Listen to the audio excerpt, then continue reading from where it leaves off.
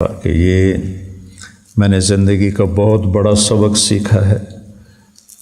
مجھے 52 سال ہو گئے دین کے راستے پر چلتے ہوئے، نہ کسی استاد نے یہ سبق پڑھایا اور نہ کسی کتاب میں، خیر مطالعہ تو میرا ہے ہی کوئی نہیں، اتنا کتابوں میں تو لکھا ہوگا، میں نے نہیں پڑھا۔ لیکن میرے اس چوتھی دفعہ جو میرے دل پر گزری، جو ساز سے نکلی ہے وہ دھن سب نے سنی ہے، جو تار پہ بیتی ہے وہ کس دل کو پتہ ہے۔ دل ہی تو ہے نہ سنگ و خشت، درد سے بھر نہ آئے کیوں، روئیں گے ہم ہزار بار، کوئی ہمیں رلائے کیوں۔ تو تجربات زندگی سے سیکھنا چاہو تو بہت بڑا علم چھپا ہوا ہے۔ تو میں نے کہا اچھا میرے مالک تو راضی ہے؟ تو میں جیسے امام حسین علیہ السلام کے آخری بچے عبداللہ بن حسین کے یہاں حرملہ تھا، کوفی لشکر میں، حرملہ بن موقد النار، تیر مارا یہاں لگا، تو خون کا فوارہ تو ایسے دونوں ہاتھوں میں لے لیا ایسے، اور یوں آسمان کی طرف اوپر کر دیا کہ یا اللہ تو راضی ہے تو کوئی مسئلہ ہی نہیں۔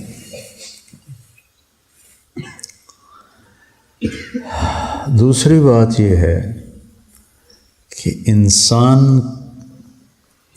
دوسرے کے لیے کیسا ہمدرد ہو، یہ بھی میں نے وہاں سیکھا۔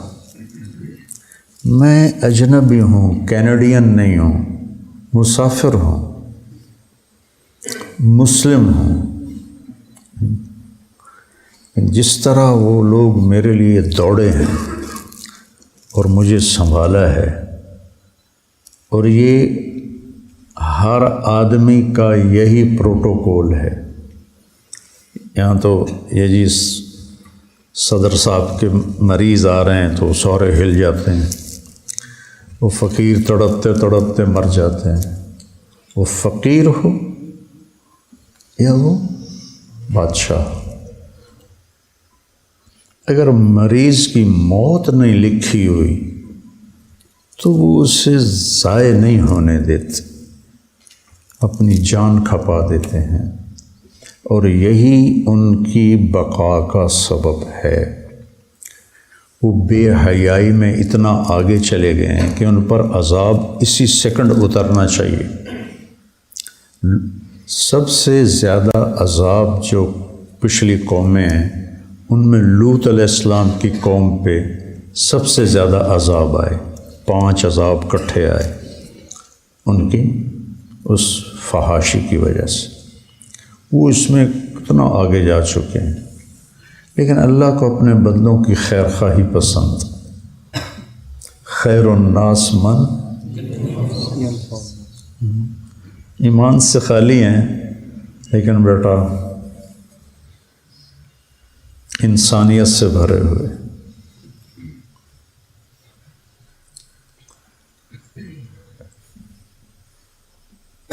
ایک میں نے یہ چیز سیکھی کہ انسانوں کی ہمدردی کیسے کی جاتی۔ ہمارے ملک میں خود غرضی ہے، اور بس صرف اپنی سوچ ہے، اپنی۔ تو کسی اور کے لیے جینا سیکھو، اپنے لیے تو جانور بھی جیتا ہے، پرندہ بھی جیتا ہے، مر کے مٹی ہو جاتا ہے۔ اوروں کے لیے جینا سیکھو تو اللہ آپ کو تہجد گزاروں سے بڑا اجر دے گا۔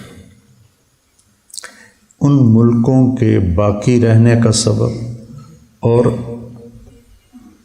پوری دنیا پہ راج کرنے کا جو سبب ہے وہ انسانی ہمدردی ہے۔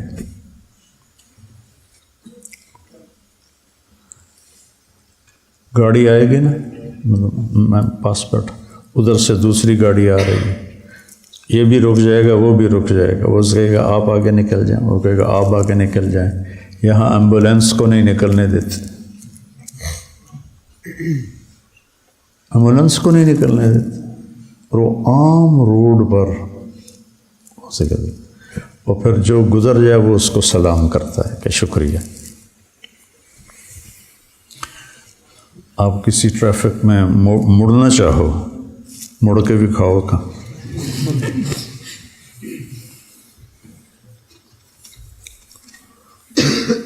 تو انسانیت کی ہمدردی. اپنے ماحول میں جاؤ گے لوگوں کے دکھ درد میں شریک ہو, کسی کے کام آ سکتے ہو تو کام آؤ. تو ایک یہ چیز میں نے دیکھی, ایسے میرے سر پہ کھڑے ہوئے ہیں جیسے میں کوئی بڑا افسر ہوں. ہمارے ڈاکٹر تاجر ہیں, تاجر. مریض کو گاہک سمجھتے ہیں, گاہک آ گیا. ہمارے وہاں ہسپتال میں مریض آ جائے تو ایک ڈاکٹر کہتا بکرا آ گیا جی, پڑھ لو پڑھ لو پڑھ لو. بکرا آ گیا, لعنت اس خبیث پر. بکرا آ گیا جی. وہ دل کا مرض, ایک سیکنڈ میں آدمی مر سکتا ہے.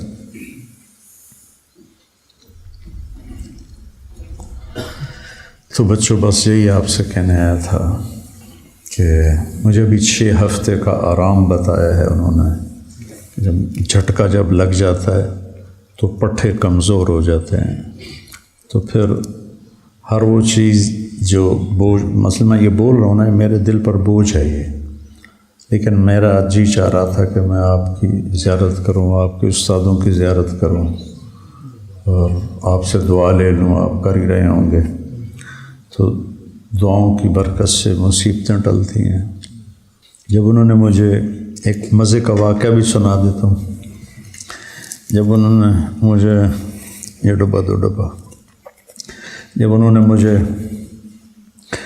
وہ آئی سی یو جو بہت ہی نگہداشت کا وارڈ ہوتا ہے اور مریض خطرے سے باہر نکل جاتا ہے, تو وارڈ میں شفٹ کر دیا. تو وہاں 2 مریض پہلے, ایک بنگالی تھا, ایک فلپائن کا تھا. بنگالی نے سلام کیا جان بوجھ کے, تاکہ یہ چونکہ میں تو مسلمان نظر آ رہا تھا تو اس نے سلام کیا کہ میں بھی مسلمان ہوں. اس نے مجھے پہچانا نہیں, چونکہ میرا ہسپتال کا لباس تھا اور وہ تاریں جڑی ہوئی تھیں, وہ چپیں لگی ہوئی تھیں اور آلات لگے ہوئے تھے. تو وہ ایسے گزرتے ہوئے السلام علیکم. تو آمنے سامنے بستر تھے اور بیچ میں پردہ تھا. اسے نہیں پتا میں طارق جمیل ہوں, ٹھیک ہے, اور وہ میرا بیان سن رہا ہے موبائل پر.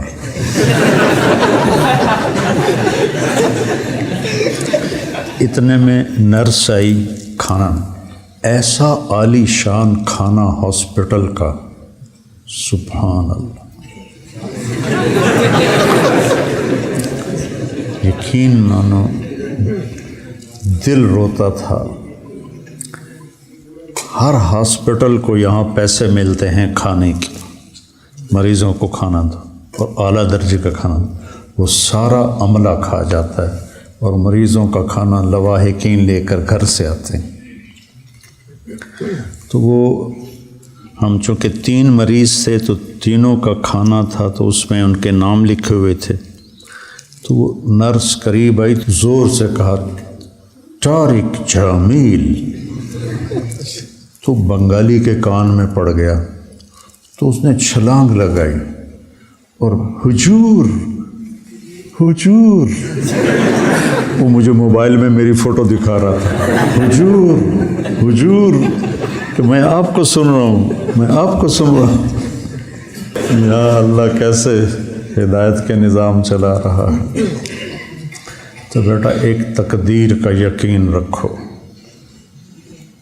ما شاء اللہ کان وما لم یشاء لم یکن, ما شاء کان کما شاء کان فی الوقت الذی شاء علی الوجہ الذی شاء من غیر تقدم ولا تأخر ولا زیادہ ولا نقصان.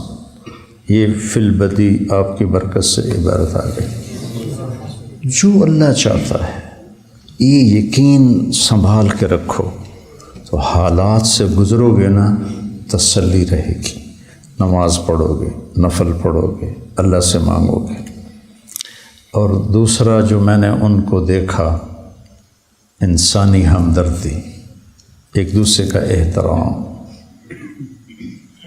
جو بھی گورا آپ اس کے پاس سے گزر گا نا وہ آپ کو ایسے مسکرا کے ملے گا. اب وہ ہلو، ان کا ہلو یا ہائے ہوتا ہائے ہلو، مسکرائے گا. ہم سب عبوسن کم تریرہ ہیں، جتنے کے جتنے سارے. کوئی منہ ایدے کی تھی پھردا، کوئی ایدے کی تھی پھردا. بیٹا بہت بڑا سبق سیکھا ہے اور آپ کو بہت کام آئے گا. میں تکلفاً بولا ہوں آدھا گھنٹہ. یہ مدرسہ چل رہا 22 سال ہو گئے.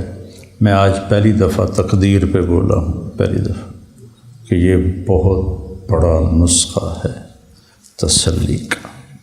اچھا میرے اللہ کو ایسے ہی منظور تھا، میں راضی ہوں.